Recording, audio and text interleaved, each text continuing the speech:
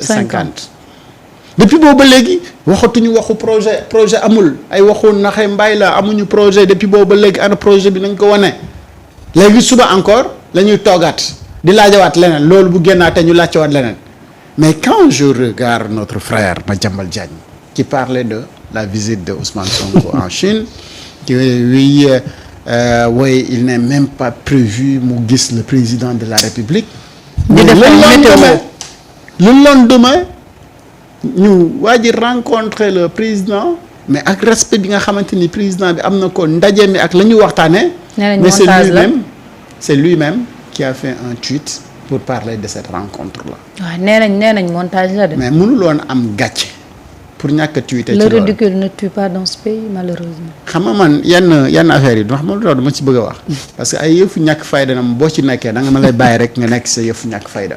moi je parle de la rencontre léegi yeneen yi nga xamante ni yéen bëgg ngeen ko ci expliquer yépp c'est vous. Ouais. Vous l'expliquez mais ñi nga xamante ni ñu ngi fii ne xojju di xoole mais xam nañ li nga xamante ni moom moo xew. adduna ba mu daj kan moo xamul ne Ousmane Sonko rencontré na Xi Jinping. ñëpp ko xam. alors léegi derrière tout ça yow boo ñëwee comme nag tu nous montres encore ce visage que ni yow tu n'as même pas honte de mentir et sciemment. C'est leur habitude. Et sciemment tu le fais sciemment sans mu déranger la mais kenn boo demee bay wax ne da ngay jéem a manipuler wala wax lu nga xamante ni du dëgg. mais nga seet si yàlla. est-ce que xam nañ ne yàlla am na. nga seet si yàlla. est-ce que xam nañ ne yàlla am na. Top dafa am ñoo xam ne dama ko waxaat ko. Top y a des gens qui ont fait le choix de mentir dans leur vie. et aisément. ñooñu mënoo leen ko bañal. c'est-à-dire que c'est un choix dans la vie c'est un choix. yow ni ngay choisir être honnête vis-à-vis des gens de dire la vérité ah de respecter yow sa foi mais am na ñoo xam ne ñu def choix ne ñoom ils vont mentir dans leur vie. lépp lu ñuy nag def lépp loo xam ne rek ah war nañ koo am ci àdduna ñoom jàpp nañ ne choix boobu de mentir. moo leen koy may d'ailleurs choix li ñu am tey yëpp loolu moo leen ko may xam nga yaa ngi wax affaire visite bi. gis naa ci keneen nit ci sa loola mu taxaw na normalement premier ministre Ousmane Sonko bi mu demee Chine premier ministre chinois moo ko waroon accueillir dem ba ay évoquer ay parallélisme des formes ma ne ñii c'est-à-dire que toujours dañuy wax loo xam ne ñoom wóor xamuñu ko parce que gis nga ñoom déjà xamuñu quand est-ce que la visite officielle bi di commencer ak kañ la invitation bi ñu invité Ousmane Sonko di commencer. Ousmane Sonko est parti dans le cadre sommet Davos. mais ci biir sommet Davos bi dafa am ñu inclure ci une visite officielle. léegi visite officielle boobu moment bi muy commencer moment boobu lay protocole du vis-à-vis du palais di commencer xam nga tey boo xoolee Joe Biden bi muy ñëw Paris mais Joe Biden dafa ñëw Paris ci biir séjour am ci la visite officielle am commencer mais bi muy ñëw. officiellement il n'était pas venu pour rencontrer le président d'ailleurs loolu moo waral Joe Biden bi mu ñëw premier ministre France moo ko recevoir à l'aéroport te qui connaît le président américain su ñu en termes de puissance y a pas mieux mais Joe Biden bi muy ñëw le premier ministre français moo ko tertu et pourtant les gens n'ont pas évoqué ce parallélisme des formes là Bassirou Diomaye Faye bi muy dem sommet Gavi en France kan moo ko recevoir est-ce que c'est le président Macron moo dem recevoir ko au palais à l'aéroport c'est-à-dire que ñoom dañuy wax te xamuñu dara ci li ñuy wax ñoom c'est-à-dire que bu ñu sañoon Ousmane Sonko dana dem Chine ba ñëw du gis kenn waxuma la sax province mais combien de fois waaw le président Macky Sall est parti en voyage et que président dëkk boobu noonu recevoir ko non et puis parfois même premier ministre boobu noonu du ko recevoir. waaw. et ils n'ont jamais parlé de parallélisme de forme. non bii c'est Ousmane. non mais xam nga à un moment donné da ngay dem ba da ngay perdre la raison quoi. ba doo xam gaañee alors il parle avec le cœur non il faut éviter de parler avec le cœur et ngeen wax ak seen esprit. et avoir la franchise de dire la réalité c'est-à-dire la vérité may que ni pour la première fois une autorité africaine visitam en Chine marquait autant le monde. Ouais.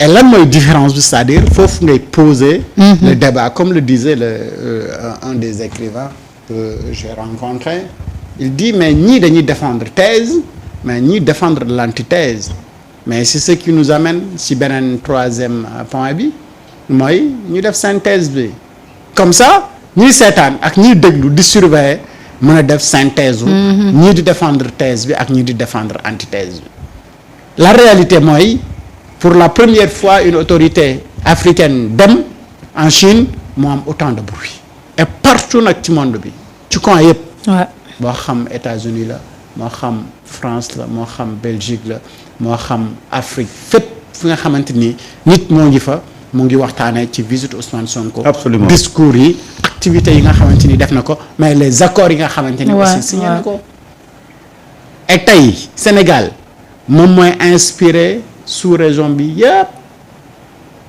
nga bëgg ko nga bañ ko nga wax ko ak nga muutuwaale ko loolu moom mooy la vérité.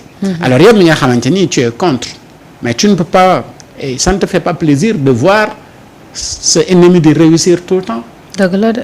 Et aujourd'hui pour man Ousmane Sonko le premier ministre du Sénégal déplacé wu def un tel voyage mais ça ne doit gêner absolument pas aucun des Sénégalais yi nga xamante ni ñu ngi ci réew mi parce que il est parti au nom du Sénégal donc c'est la dignité sénégalaise mais moom la ñu yëkkati d'abord dans un premier temps dëgg yàlla avant d'être une fierté pour les Africains mais pourquoi ñun Sénégal faaw rek nga gis ñu nga xamante ni non dañuy bañ dañuy xataraayu tëdd si naaj bi ne non lii warul mën a ne jàpp bu foog ne ñoom si ay gént sax la ñu nekk non les gars géntoo leen ah.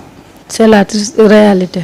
c'est vraiment c'est Ousmane en chair et en os qui est allé en Chine qui a rencontré le président Xi Jinping et qui a participé au forum de Davos qui a signé des accords qui est revenu avec un héritier de 2014 milliards de francs CFA. dégg loolu. ak plusieurs accords. ma ne ko dégg loolu. waaw waa ji bu ngi laajte nee na 2014 milliards ma ne ko waaw moom la indaale de 2014 milliards mobilisés de financement et engagement autour des projets concrets loolu la jële Chine tey tout le monde devait se réjouir que li mu def Chine te gis nga dama koy répété waat gis nga au-delà de li mu signé en termes d'accord de partenariat tout ça xaalis bu mu indaale dama koy waxaat une fois encore Sénégal dañu defaraat xar kanamam dañu defaraat taxawaayam ci la géopolitique mondiale gis nga topp bëgg naa nga gëstu ci loolu chinois yi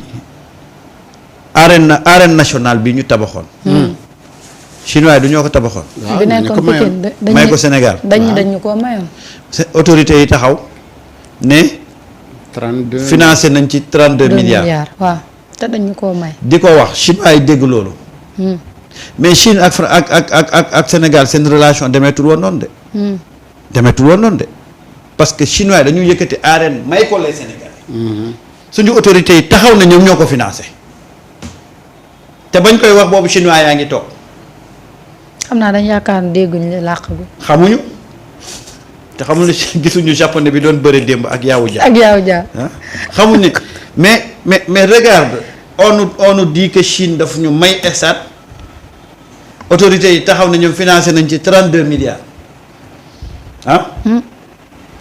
c'est-à-dire que affaire yi tappale yooyu demoon na ba rendre ba andi benn froideur suñu diggante ak Chine aujourd'hui quand Chine décide de lancer maintenant l'offensive en termes d'investissement en termes de coopération mais loolu dañ ko war a saluer et au-delà de ça dañu repositionner Sénégal ci géopolitique mondiale bi surtout que nit ñi tey fu nekk sànq gis naa suñu président bi mu dem fële waaw ma nga ca Séville de waaw en Espagne foofa noonu waaw kaa yaa ngay photo ak moom waaw ñu nga fa di photo ak moom Mimi Touré nag gis naa ko fa ma ne alhamdulilah ndax dama déggoon ñu ne Macky Sall dafay ñëw waaye bu gisee Mimi Touré ci côté Diomaye Macky du jege côté boobu